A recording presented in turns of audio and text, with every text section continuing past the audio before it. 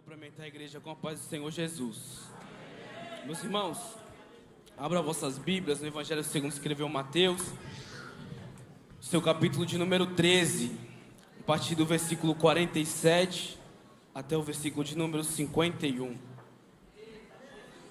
Glórias a Deus. Enquanto os irmãos encontram, quero agradecer a Deus por essa oportunidade, ao nosso pastor presidente. Também quero louvar a Deus pelos meus companheiros, todo o corpo de obreiros. Que Deus continue abençoando as vossas vidas. Irmãos, eu prometo ser bem objetivo e sucinto no que Deus precisa falar com o seu povo nessa noite.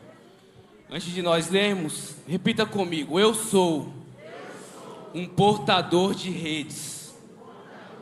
Mais alto, irmãos: eu sou um portador de redes.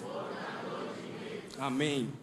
Evangelho segundo escreveu Mateus, capítulo 13, versículo 47, diz assim: igualmente o reino dos céus é semelhante a uma rede lançada ao mar, e que apanha toda a qualidade de peixes, e estando cheia, a puxam para a praia, e assentando-se, apanham para os cestos bons, os ruins, porém, lançam fora. Assim será na consumação dos séculos. Virão os anjos e separarão os maus dentre os justos, e lançá-lo-ão na fornalha de fogo. Ali haverá pranto e ranger de dentes. E disse-lhes Jesus: entendestes todas essas coisas? Disseram-lhe eles: sim, Senhor. Somente até aqui, meus irmãos. Enquanto eu estava no meu lugar, o Senhor falava ao meu coração que esta era a noite de salvação de almas neste lugar. Que essa era uma noite especial para algumas vidas. Todavia, nós precisamos fazer a nossa parte.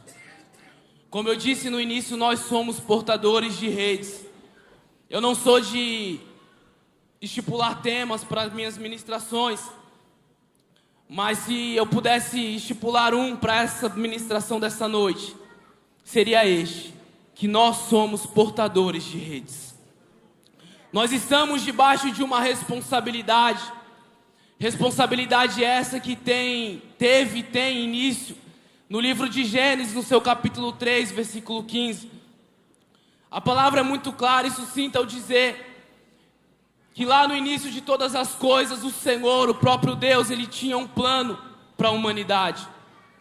Plano esse de um relacionamento, Deus para com o homem para com Deus. Todavia, se teve uma coisa que o diabo, o inimigo das nossas almas, sempre tentou impedir, ou deturpar, ou destruir, foi os planos de Deus sobre a vida do ser humano. Desde o início, o diabo não tentou fazer outra coisa a não ser impedir os planos de Deus ao nosso favor. Só que a palavra do Senhor vai dizer que para isso se manifestou o Filho de Deus, para desfazer as obras do diabo. Aí eu já quero falar sobre graça, mas eu preciso ir lá no início. Quando o diabo ele tentou derrubar o plano de Deus em relação à humanidade, através da queda de Adão e Eva. Todavia, lá em Gênesis, no seu capítulo de número 3, versículo 15, nós já encontramos o poder e o favor da graça. Às vezes nós ficamos procurando no Novo Testamento achar a identidade de Cristo, achar os feitos de Cristo, e de fato, seja nos evangelhos, seja ali no início da igreja primitiva, todas elas narram os fatos, os milagres que Jesus fez.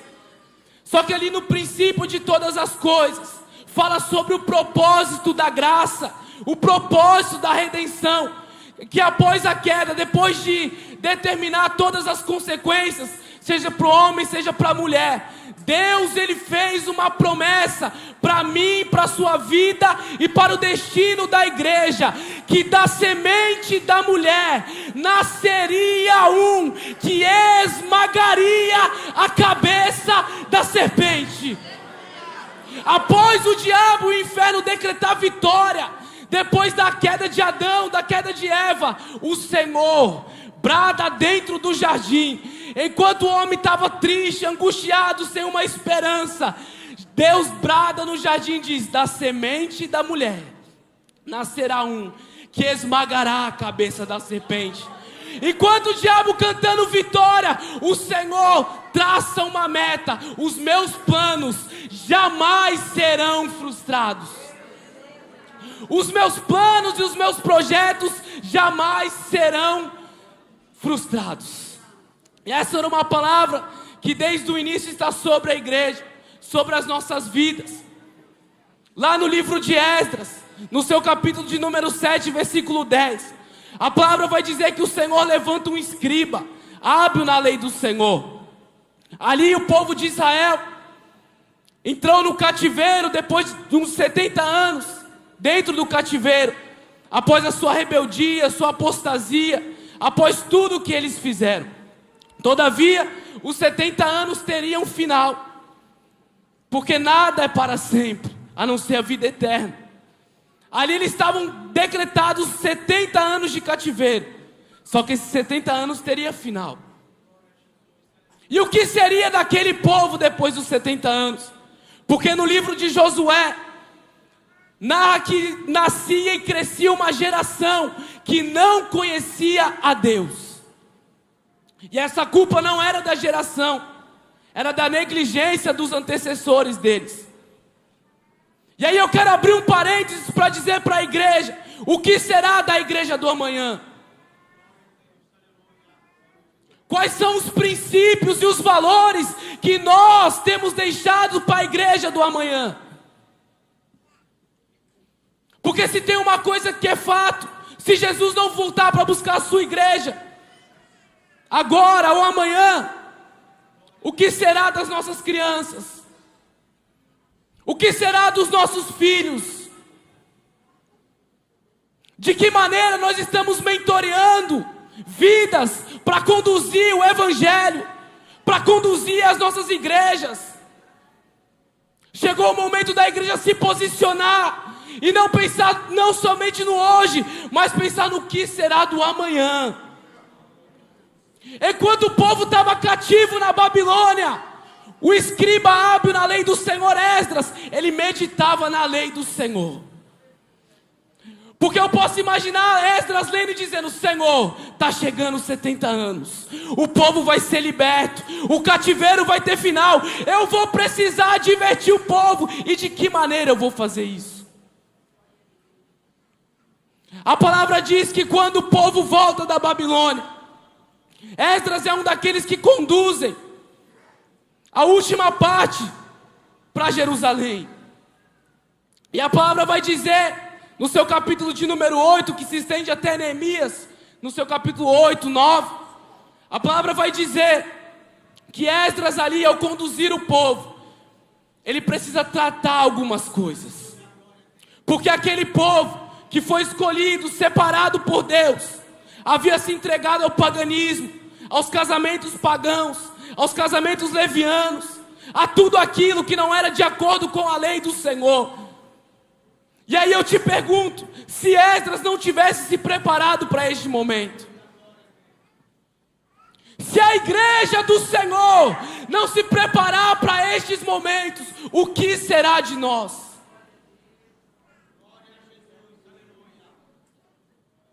Uma coisa é fato: o Senhor é imutável. A palavra diz que mesmo nós sendo infiéis, o Senhor, Ele permanece sendo fiel. A essência de Cristo, a essência de Deus, ela é imutável, ela não se altera por causa das nossas fragilidades. Mas o Senhor te chama para um despertar nessa noite. De que forma você tem colaborado para a continuação do evangelho? De que forma você tem colaborado para a continuação da obra do Senhor?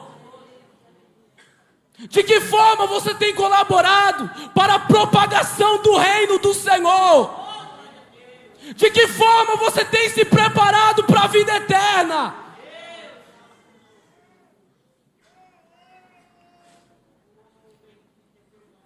De que forma você tem se preparado para entregar algo para o Senhor? Se o Senhor voltasse hoje, o que você teria para entregar para Ele?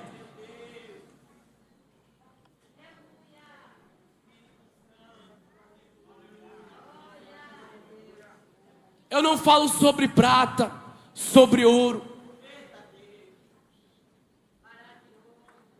Eu falo sobre evangelho. Porque o evangelho não é somente para o rico, não é somente para o pobre, não é somente para o bem vestido ou para o mal vestido. O evangelho é para todos. Tito capítulo 2, versículo 11 diz: porque a graça salvadora de Deus se há manifestada a todos os homens. Isso é palavra. Eu torno a dizer lá de Esdras, ele se deparou com todo tipo, pastor, de pessoas, de homens, de mulheres, de jovens, de crianças. Só que a palavra diz que ao se preparar, Esdras ele coloca um púlpito de madeira no meio da praça. E ali Esdras, ele não fala sobre tristeza, ele não fala sobre desânimo, ele não fala sobre passado. Quando ele coloca o púlpito diante da praça, Esdras prega o evangelho, aquele que cura, que liberta, que transforma, que salva e leva para o céu. Há uma parábola que Jesus conta sobre o semeador. Ele lança a semente, só que ele não determina o resultado. É sobre isso que eu quero falar aqui hoje. A palavra diz que Paulo plantou, que Apolo regou, mas e o resultado?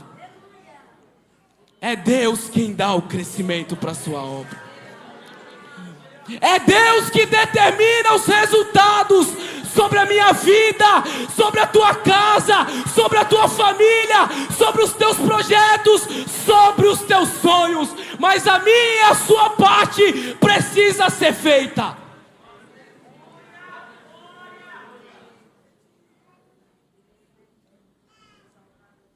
A palavra diz que ao pregar, vidas começam a se render a Deus.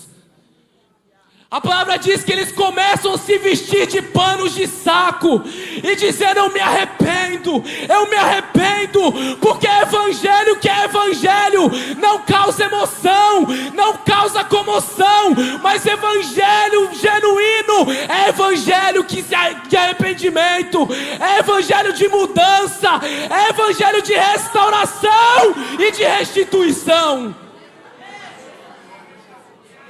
As pessoas vêm contradizendo algumas coisas e deturpando a nossa palavra. Nós precisamos estar atentos. A palavra diz: vinde a mim todos os que estáis cansados e oprimidos, e eu vos aliviarei. Aí as pessoas abrem um pretexto: eu vou como eu quero, eu faço como eu quero, eu serei aceito do jeito que eu quero, será quando eu quero. Irmãos, tudo que Jesus fala tem uma condição. Vinde a mim, todos os que estáis cansados e oprimidos, mas ninguém vai permanecer do mesmo jeito. Porque evangelho que é evangelho muda. Evangelho que é evangelho muda o aspecto, não somente físico, mas também oculto, profundo. Vinde a mim todos os que estáis cansados e oprimidos, e eu vos aliviarei. Isso é uma certeza. Eu posso ir do jeito que eu estou, mas uma certeza é: do jeito que eu estou eu não fico mais, do jeito que eu estou eu não vou embora, do jeito que eu estou eu serei transformado.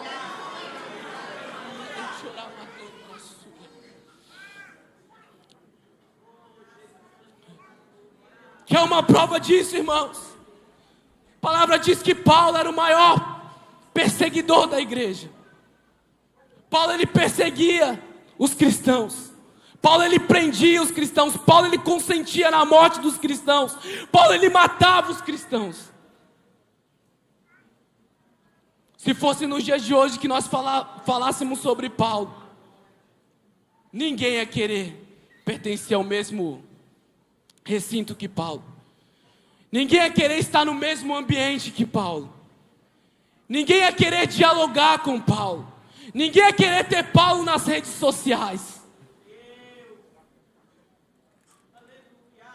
Se visse Paulo nas redes sociais, a primeira coisa que eu fazia era bloquear Paulo. Paulo não. Só que a palavra diz que em certo momento, Paulo ia com cartas para Damasco, para matar os cristãos, para ferir os cristãos. Só que lembra lá no início que eu falei, que a igreja não é plano meu, a igreja não é plano seu, a igreja não é propósito de homens, a igreja foi e é fundada por Cristo. E as portas do inferno, elas não prevalecerão contra a igreja do Senhor. Enquanto Paulo está indo, Jesus já tem um plano arquitetado. Enquanto Paulo está pensando em matar, Cristo já vê a obra da vida de Paulo. Eu sei que você é perseguidor, Paulo, mas para mim, tu és vaso escolhido. Eu sei que tu és perseguidor, Paulo, mas para mim tu é pregador da minha palavra. Eu sei, Paulo, que tu é perseguidor, mas para mim tu será uma peça fundamental para a propagação do meu evangelho na terra.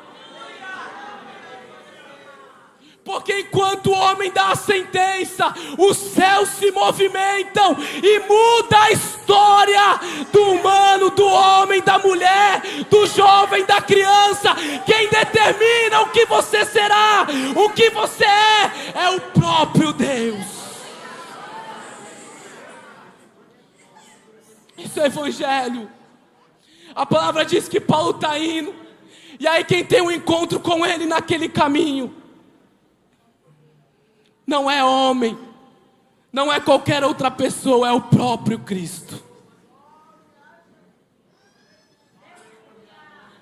O próprio Cristo se responsabiliza. O próprio Cristo, ele sabe de como e quando fazer. Cristo poderia ter operado antes dele matar alguns cristãos, poderia. Mas tudo aquilo gerou um testemunho para a vida de Paulo. O teu passado não pode ser alterado, não pode ser mudado, mas o teu destino e o teu presente ainda permanece intacto. O teu destino e a tua eternidade está intacta, irmão. O teu amanhã está intacto. Você pode fazer e decidir pelo que você quiser hoje. Mas eu já te deixo uma palavra nessa noite. Não importa o que falaram sobre você, sobre a tua casa, sobre a tua família, a última palavra é do céu. A última palavra vem de Deus sobre a tua vida. A palavra diz que o Senhor se encontra com Paulo, ele se lança ao chão, e ali pede a sua visão, e aí o Senhor chama, eu posso abrir um parênteses aqui, chama um obreiro, Ananias, vem cá. Ó Ananias, eu vou te dar um endereço aqui, vai na rua chamada direita, faz isso, faz aquilo. Abra um parênteses aqui, vai onde ninguém quer ir, Ananias. Vai onde ninguém conhece, Ananias. Vai onde ninguém quer pisar, Ananias. Vai onde ninguém nunca chegou, Ananias. Porque eu preciso dar continuidade na minha obra. Mas Senhor, é Paulo, não importa, Ananias. Faz o que eu vos mando, Ananias. Mas Senhor, ele mata, ele fere, Ananias, não importa. Enquanto para você ele é perseguidor, enquanto para você ele é um assassino, enquanto para você ele tem uma vida manchada, para mim ele é um vaso escolhido. Enquanto para você não serve, enquanto para você não presta, eu escolhi ele. 1 João capítulo 4, versículo 19 diz que nós amamos a Ele, porque Ele nos amou primeiro. Nunca foi sobre mim, nunca foi sobre você. Tudo é por Ele, porque dele, por Ele, para Ele são todas as coisas. Eu preciso ser servo, irmão. Antes de qualquer coisa eu sou servo. Teve um certo dia que os discípulos debatiam entre eles: quem será o maior entre nós? Quem será o mais poderoso entre nós?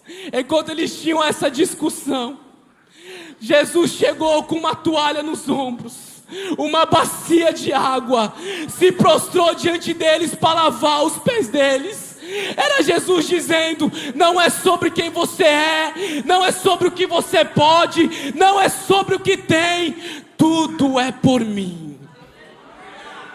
Antes de qualquer coisa seja servo, antes de qualquer coisa seja submisso à voz e à palavra do Senhor. E vocês sabem o que foi da vida de Paulo.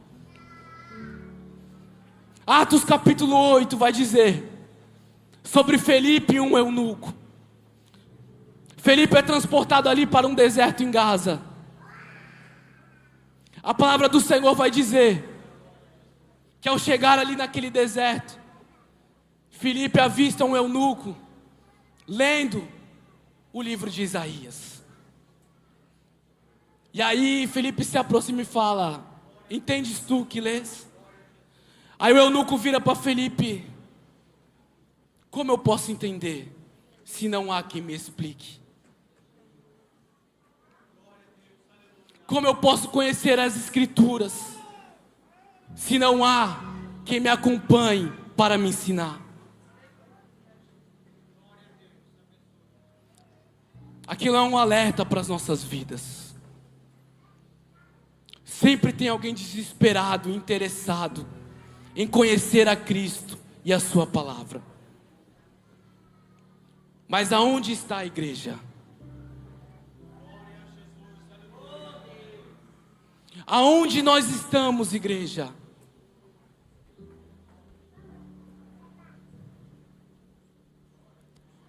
Uma coisa é fato, meus irmãos: Cristo está às portas.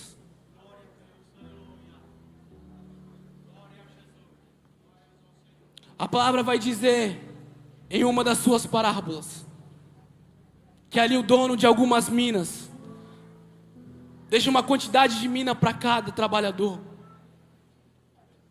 Dá tanto para um, tanto para outro, dá para 3 trabalhadores.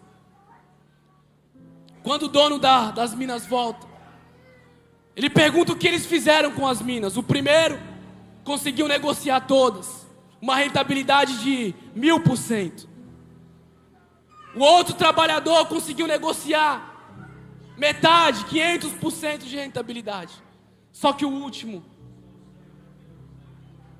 não conseguiu negociar. Porque ele falou: eu negociar? Eu não vou aparecer, eu não vou lucrar com isso. Quem vai lucrar é o meu chefe. Então eu não vou fazer nada por ele. Eu sinto o Senhor aqui. Porque o pensamento daquele último trabalhador era nada mais, nada menos do que os seus próprios interesses. Ele não estava nem aí para o dono das minas. E eu te pergunto nessa noite: quem é você? Será que seus pensamentos estão no seu bel prazer? Nas suas tarefas do amanhã? Eu tenho que ser bem sincero para você nessa noite: o amanhã pode nem chegar. O amanhã ele não existe. Você pode até falar para mim: Patrick, amanhã eu decido. Patrick, amanhã eu vou. Patrick, amanhã eu continuo. Não tenha certeza disso. Quando nós falamos sobre arrebatamento, nós falamos sobre um grupo coletivo.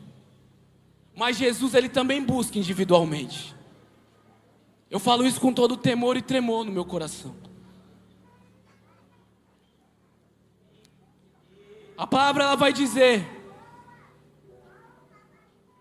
dentro desse capítulo, de algumas parábolas. Eu já falei da do semeador. Já falei de algumas parábolas aqui. Só que, se puder pôr na tela, Evangelho de Lucas, capítulo 4, versículo 18 e 19. Eu já caminho para o final, eu disse que seria breve.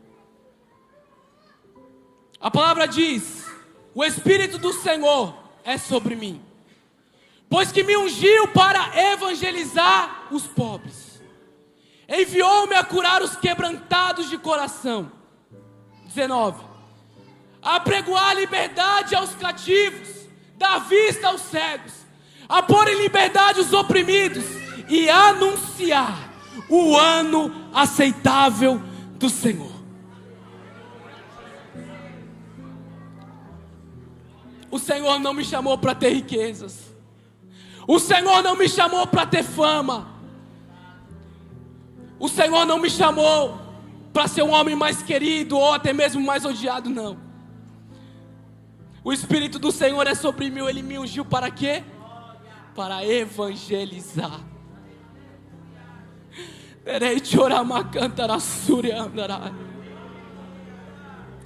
O Senhor não me chamou para nada mais, nada menos do que evangelizar.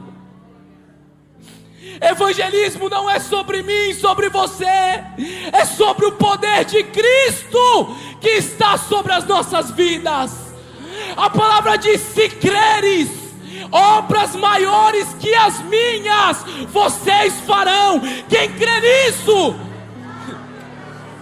Se você falou que crê, você tem que ir. Porque o ID não é só para mim, o ID não é só para os obreiros, o ID é para a igreja. Na onde nós lemos a palavra vai dizer, não fala sobre o pescador, não fala sobre o dono das redes, fala sobre as redes. E eu não entendo muito de pesca, irmãos, eu nunca pesquei fisicamente. Mas existem alguns tipos de redes. E essa rede que é retratada aqui é o tipo daquelas redes de arrastão, aquelas redes maiores. E a palavra diz que quando aquela rede é lançada, o pescador ele não escolhe uma tilápia, um bagre, não. Quando ele lança aquelas redes, vem todo tipo de peixe. Quando eu falo todo tipo, irmão, é peixe machucado, é peixe ferido, é peixe que se perdeu ali da sua família, é peixe que estava ali perambulando sem saber para onde ir.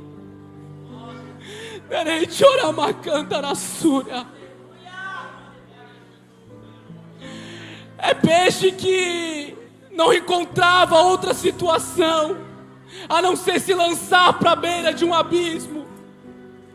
Era peixe que não via a hora de encontrar alguém e tirar a sua vida. Eu falo de peixe, mas eu quero simbolizar o ser humano nessa noite. É peixe depressivo, é peixe com ansiedade, é ex-ladrão, é ex-alcoólatra, é ex-drogado.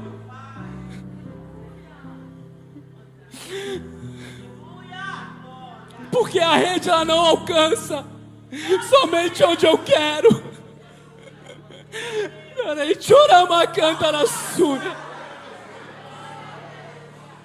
A peixe ela entra num leito de hospital. A rede ela entra na UTI. A rede ela entra numa clínica psiquiátrica. A rede ela entra dentro de um presídio.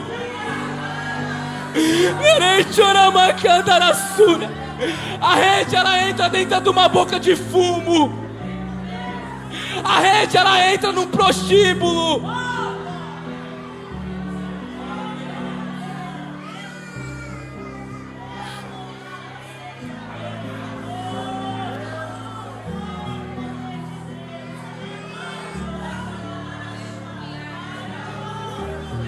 A rede, ela entra dentro de um quarto escuro. A rede entra dentro de um casamento à beira de um divórcio. Eu sinto o Senhor aqui. A rede entra dentro de um quarto onde tem muitos remédios jogados no chão.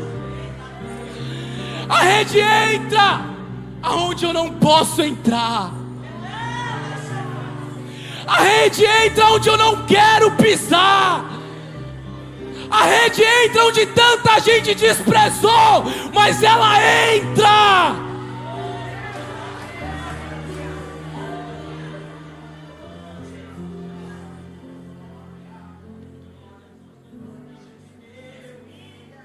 E quando cheia, o pescador recolhe ela.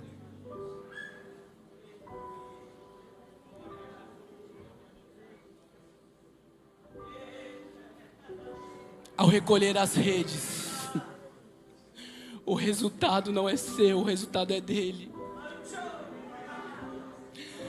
Só que perceba um detalhe: ele te capacita para cuidar do resultado dele.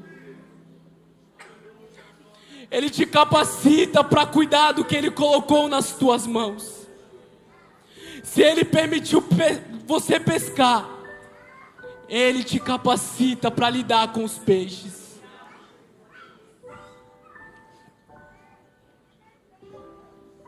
Eu vou terminar nessa noite. A proposta do reino, ela é conceder oportunidade para todos. Na rede do Senhor, no reino dele, cabe tanto eu quanto você, mas cabe todos.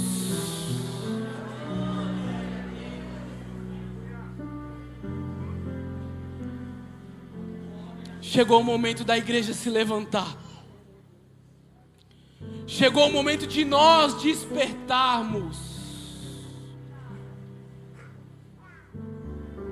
Porque quando eu falo de unção, eu falo de propósito. Eu falo de objetivo. E o Senhor me ungiu nada mais, nada menos para evangelizar.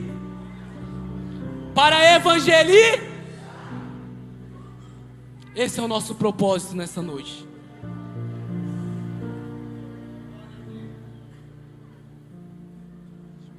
Com a permissão do nosso pastor, peço para a igreja se colocar de pé nessa noite. Antes de orar, eu quero te fazer um convite nessa noite. Você que entrou ferido, abatido, angustiado, sem saber para onde ir.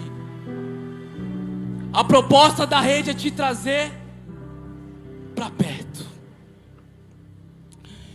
Você que ainda não aceitou Jesus como seu único e suficiente Salvador, a oportunidade é para todos. Nós te esperamos para orar pela sua vida nessa noite. A minha pergunta para você é: você abre a porta para Jesus? Ou você quer permanecer da maneira que você está? Como eu disse, o amanhã não existe.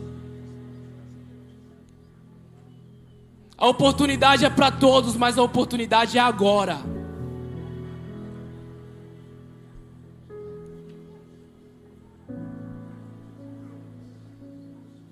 Nós te esperamos aqui nessa noite para orar pela sua vida. Nós queremos orar por você nessa noite. O sacrifício de Cristo foi por você também.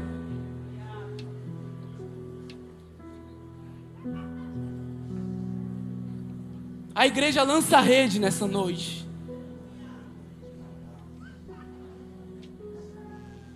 Uns oram, os outros ajudam a chamar. Uns oram, os outros evangelizam.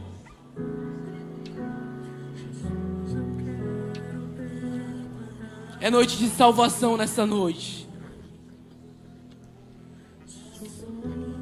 Aqueles também que se desejam se reconciliar com Cristo, que por algum motivo pararam no meio do caminho, por falta de esperança. Nós esperamos por você nessa noite. Tá vindo uma vida lá em cima, irmãos. A oportunidade é agora. A oportunidade é hoje. Estamos em guerra, irmãos. Estamos em guerra, mas os planos de Deus jamais serão frustrados. A igreja segue e seguirá caminhando.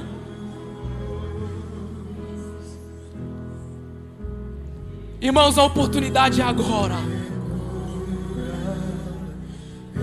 Tem uma vida aqui, irmãos. Quantos podem se alegrar com isso? Quantos podem glorificar ao Senhor por essa vida?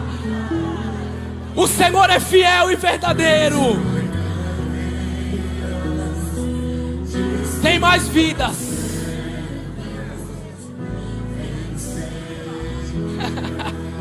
Tem mais uma vida aqui, irmãos. Glorifiquem ao Senhor. A rede busca, irmãos. A rede acha, irmãos.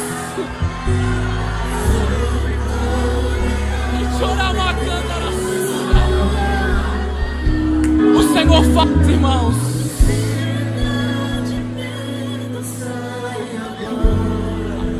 Tem mais vida, irmãos. Tem mais vida, irmãos. Essa oportunidade, irmãos. Enquanto você se decide por Cristo, o Senhor entra na tua casa, entra na tua família, entra nos teus projetos.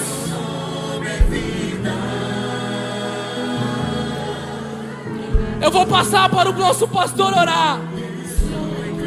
Mas também há na internet, irmãos, a oportunidade de você que está nos assistindo, de aceitar a Cristo como seu único e suficiente Salvador. A oportunidade é hoje e agora, irmãos. Nunca se esqueçam disso. Lancem a rede e o resultado é com o Senhor. Eu agradeço a minha oportunidade. Glórias ao Senhor, a oportunidade está aberta ainda.